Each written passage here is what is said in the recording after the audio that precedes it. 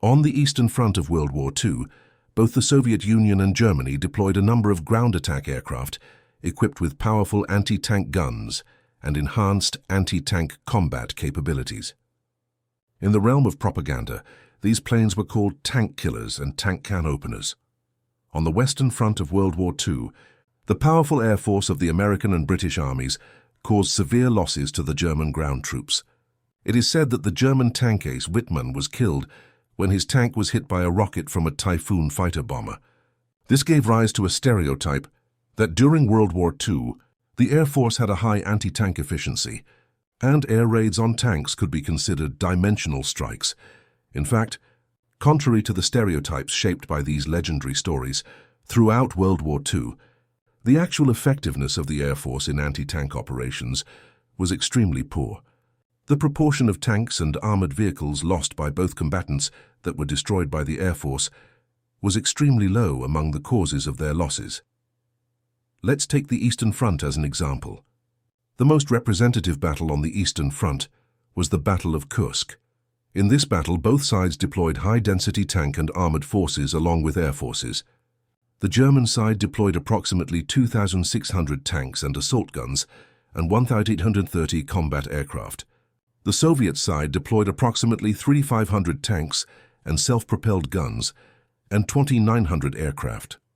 Both sides concentrated a large number of troops and weaponry in the narrow Kursk salient, launching an unprecedented large-scale battle. During the battle, both sides deployed a large number of air forces for anti-tank operations.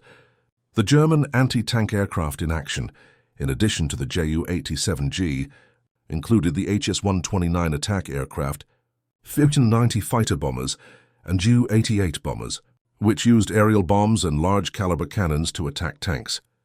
The main force of the Soviet Air Force in anti-tank operations was the IL-2 attack aircraft, which also flew IL-2s equipped with NS-37 large-caliber cannons and used hollow-charge anti-tank cluster bombs.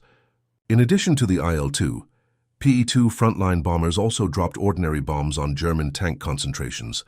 So, what was the actual outcome? Among the Soviet Army's main force, the 1st Tank Army, the proportion of tanks destroyed by enemy tanks and anti-tank artillery reached 85%, while those destroyed by the Air Force accounted for only 2%. Among the 2nd Tank Army's completely lost tanks, the proportion destroyed by enemy tanks and anti-tank artillery reached 90.8%, while the proportion destroyed by the Air Force was only 6.5%. The proportion of tanks destroyed by the Air Force was far lower than expected.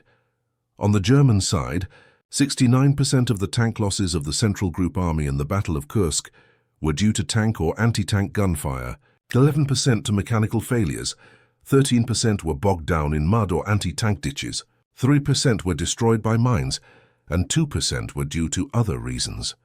Even if all 2% were attributed to Soviet Air Force actions, this still represents a very low proportion of the total German tank losses. Air Force legend Hans-Ulrich Rudel claimed to have destroyed 5 of 19 Soviet tanks, most of which were achieved while flying the Junkers Ju-87G Panzerknecker, also known as Tank Killer. It is said that Alexander Yefimov destroyed 126 German tanks while flying the Il-2 Sturmovik, and was awarded the title of Hero of the Soviet Union twice. Their heroic deeds established a positive image of anti-tank aviation in the conflict history. But this image had almost no relevance to the actual close air support during the war. This shows that the praise for various anti-tank aircraft such as Tank Killer and Tank Can Opener by both the Soviet and German sides was purely exaggerated. Now let's look at the Western Front. In the Normandy campaign in June 1944, the Allied Air Force almost controlled the skies of the battlefield. Many rumors claimed that once the Sherman tank encountered German armor, especially the Tiger and Panther tanks, it would call for air support, claiming that it was difficult to resist, but could summon P-47s and P-51s to bomb the enemy one by one. However, the actual situation was that although the Allied Air Force firmly controlled the air superiority, the number of German tanks destroyed by air raids accounted for only about 7.5% of the total battle losses. In the French campaign from May to June 1940, the French Air Force conducted limited ground strafing with 20mm armor-piercing ammunition on the Morane-Saulnier MS-406 fighter. But little is known about the results of these actions. In this early stage of the war, the only Air Force interested in using aircraft equipped with cannon to attack vehicles was the Soviet VVS. Based on favorable reports about ground strafing during the Spanish Civil War, it was developing the heavily armored Sturmovik aircraft equipped with two 23mm cannon. However, since the Red Army was also developing the extremely sturdy KV-1 and T-34 tanks at the time, 23mm ammunition was ineffective against these tanks. So it is questionable whether serious consideration was given to a specific anti-tank role. In the spring of 1941, following the initial success of Erwin Rommel in Libya, the Royal Air Force began to consider professional anti-tank aviation.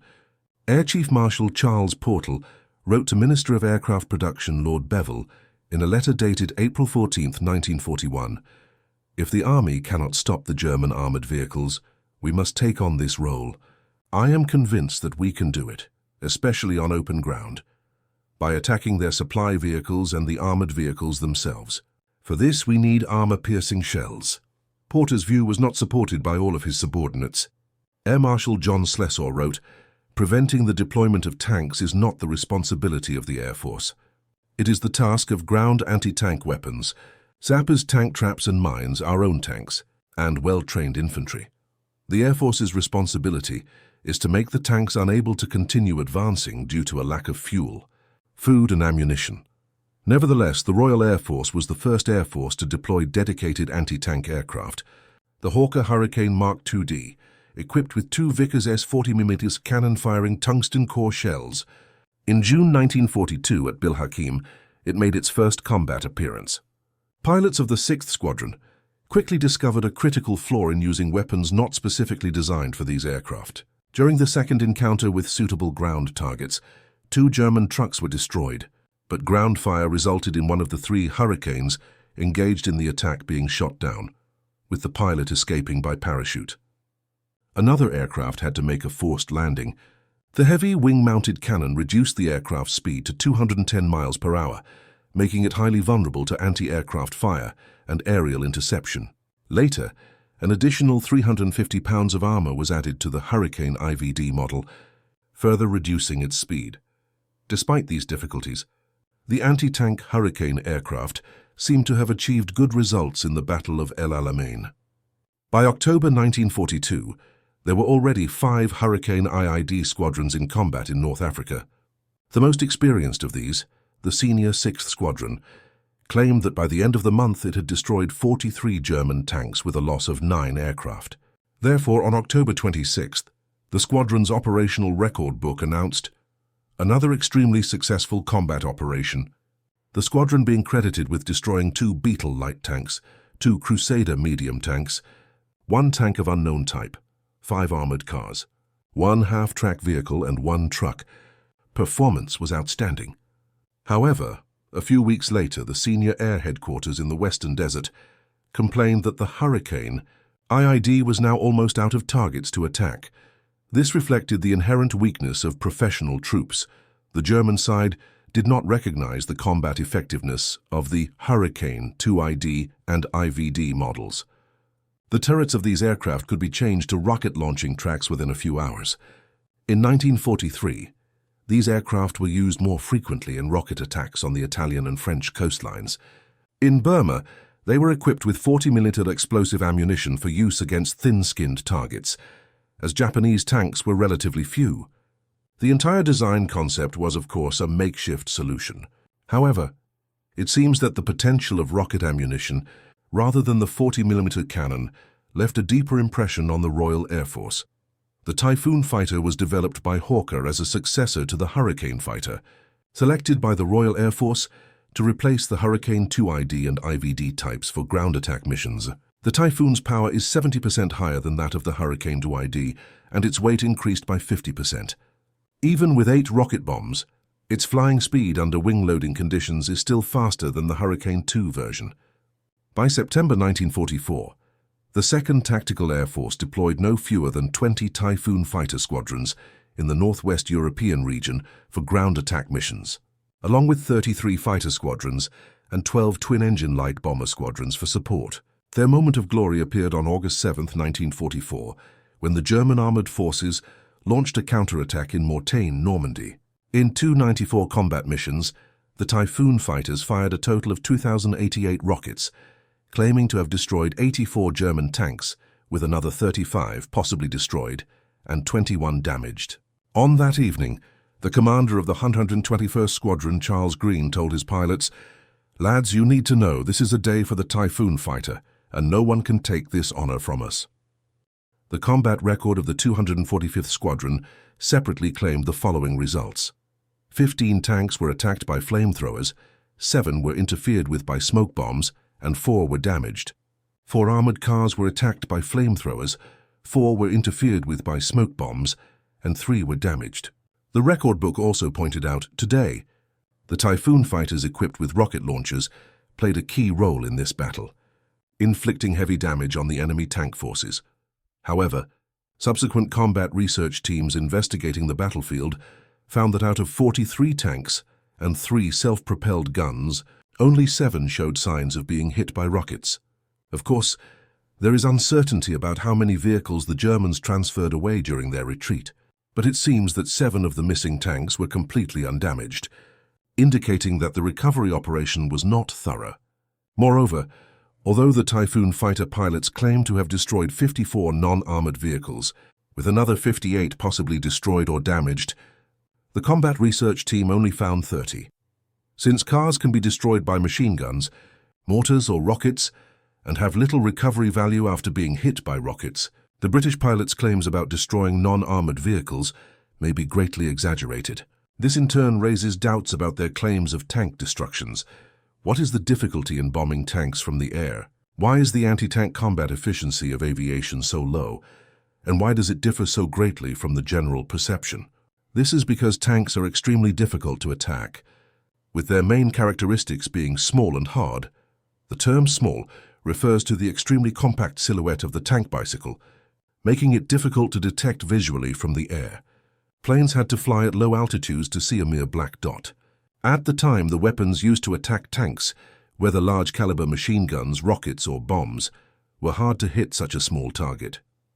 Large-caliber machine guns have a strong recoil and low firing rate, allowing only a few shells to be fired during the brief time window of a dive-bombing attack, often resulting in single shots, making accurate hits difficult. Rockets and bombs, although powerful enough to destroy tanks, have poor accuracy and are only suitable for attacking area targets, making direct hits on tanks challenging. In fact, rocket aiming is extremely difficult, and once launched, the trajectory becomes extremely inaccurate. When launched, rockets glide on their launch trajectory and visibly descend before reaching their maximum speed of over 1,000 miles per hour, then begin to descend again after flying 500 yards and running out of fuel. The coastal commander found that a Mosquito aircraft, diving at 10 degrees at a speed of 250 miles per hour from a distance of 600 yards, would drop 77 feet with a 60-pound rocket, while in comparison, a 20mm cannon shell would only drop 7.5 feet. The de Havilland Mosquito aircraft of the Coastal Command would close the throttle for an attack during shallow dives, while the Typhoon aircraft would dive at an angle of 60 degrees at a speed of about 400 miles per hour. During the early stages of the Normandy landings, they launched rockets from a distance of about 1,000 yards, but during the Battle of Mortain, the launch distance was considered to be closer to 1,000 feet. The steepness of the dive angle and the fact that the rockets were still in powered flight when they struck the target at a distance of 1,000 feet reduced the descent of the rocket trajectory. On the other hand, the volume of the tank was much smaller than the ships attacked by the Coastal Command, and the Typhoon fighter pilots had only about 5 seconds to adjust their dive angle and aim. Without a doubt, some pilots can master this attack technique after certain training. However, some recall there was no training or practice. It was not until I went to Bonn that I had 2 rocket launches over the Channel, and then I went back into combat. German Tiger tank commander Otto Kallius said, "When I see a Typhoon aircraft, I have no worries. Their rockets can only hit the target by chance. The air staff in London received many reports about the poor accuracy of rockets. Reports claimed that the effectiveness of using bombs to attack unarmored vehicles was 60% higher than using rockets. The attack effect of using 20mm cannons and rockets on Typhoon aircraft was only slightly better than using cannons alone. Despite this, the air staff still preferred to equip Typhoon aircraft with rockets rather than bombs. The term hard refers to the tank's armor protection, which differentiates it from cars and infantry formations. Cars and infantry formations can be easily taken out by a burst of machine gun or anti-aircraft artillery fire, and shrapnel from rockets and bombs can also cause effective damage. However, tanks are not afraid of machine gun fire or shrapnel unless rockets or bombs hit them directly or large-caliber bombs fall very close to the tank. Therefore, many people have hwanxianged that attack aircraft or fighter bombers can destroy several tanks by diving and firing rockets and dropping bombs at once, or that large bomber fleets can destroy a large number of tanks in an area through carpet bombing. But these ideas are not practical.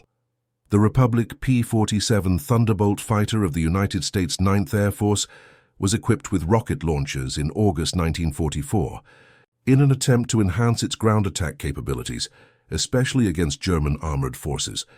However, this experiment was abandoned a few weeks later, despite the claims of American pilots in their combat reports that they destroyed 112 tanks and armored vehicles on August 7th alone. This achievement data has raised doubts among subsequent researchers, and the actual hit efficiency and damage effect may have been significantly overestimated. The reason for giving up the use of rockets was not due to the lack of over-optimism of American pilots like their British Royal Air Force counterparts. In fact, some pilots proposed quite imaginative tactical details in their reports. They claimed that even if they did not hit the tank directly, they could still destroy the German Tiger heavy tank by shooting at the road surface next to the tank with their onboard 50 caliber Browning machine guns, using the bounce effect to cause the bullets to deflect to the bottom armor of the tank. However, actual investigations and armor protection analysis show that the Tiger tank is equipped with 1-inch thick, homogeneous rolled armor plate at the bottom, which, although not as thick as the front or side, still has considerable protective capabilities. Standard 50 caliber armor-piercing rounds are difficult to effectively penetrate this area at typical angles of attack. Even if they hit at a very obtuse angle, the bullet is prone to deflection or deformation, leaving almost no significant marks on the armor plate, let alone causing effective damage.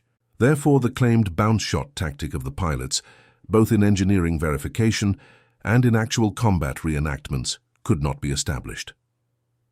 Ultimately, due to the insufficient accuracy of rockets in actual use, the complex reloading process, the impact on the aircraft's aerodynamic performance, and the unmet expectations of damage to sturdy targets, the 9th Air Force quickly terminated this experiment and turned to other more reliable means of air support. The Soviet Red Army also used rockets, mainly targeting soft targets. Additionally, the Soviets tried a Il-2 ground attack aircraft equipped with two 37mm Noodleman machine guns. In the 1943 Battle of Kursk, Il-2s equipped with 37mm machine guns were claimed to have achieved remarkable results, including destroying 70 tanks of the 9th Armored Division in 20 minutes. However, German data showed that the tank losses at Kursk were far below the number claimed by the Soviet Red Army.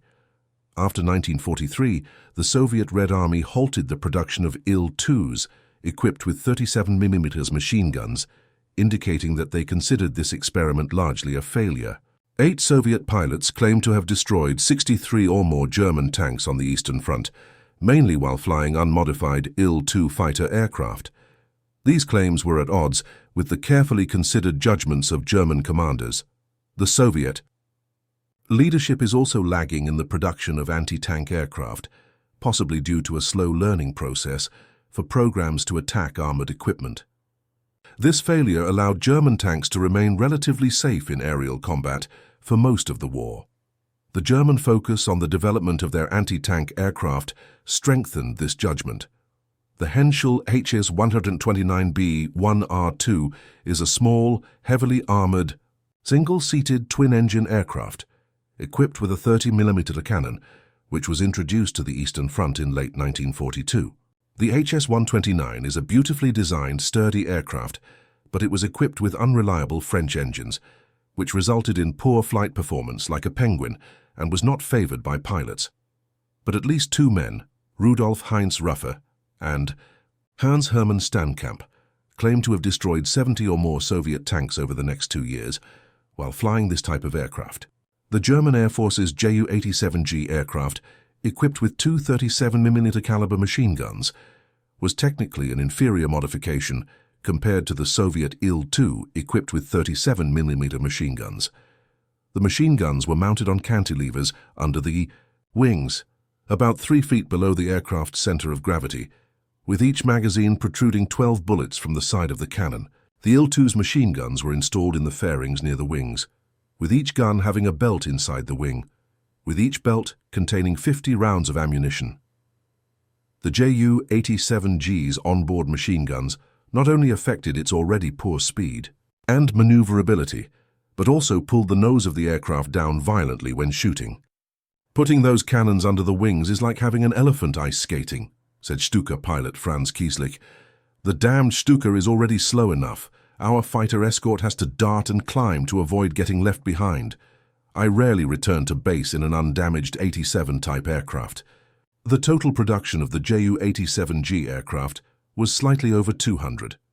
On the Eastern Front, up to 5 squadrons, each equipped with 8 to 10 aircraft, participated in combat, each forming part of a regular ground attack wing, accounting for 1/10 of its frontline strength. Joseph Blum destroyed 60 Soviet tanks while flying the Ju-87G between April and September 1944. Other pilots who were successful with tank destroyers seem to have used other Stuka variants more often. For example, it is said that Hans Ulrich Rudel fired 5,000 rounds of 37mm ammunition from a Ju-87G before June 1, 1944, and 150,000 rounds of 20mm ammunition while flying a Ju-87D, assuming he used all his ammunition in every encounter. This indicates that he engaged in over 200 combat missions in the Ju-87G and over 400 in the Ju-87D. From the Eastern Front, the Germans never had enough Ju-87G aircraft to stop or slow the overwhelming Soviet armored offensive.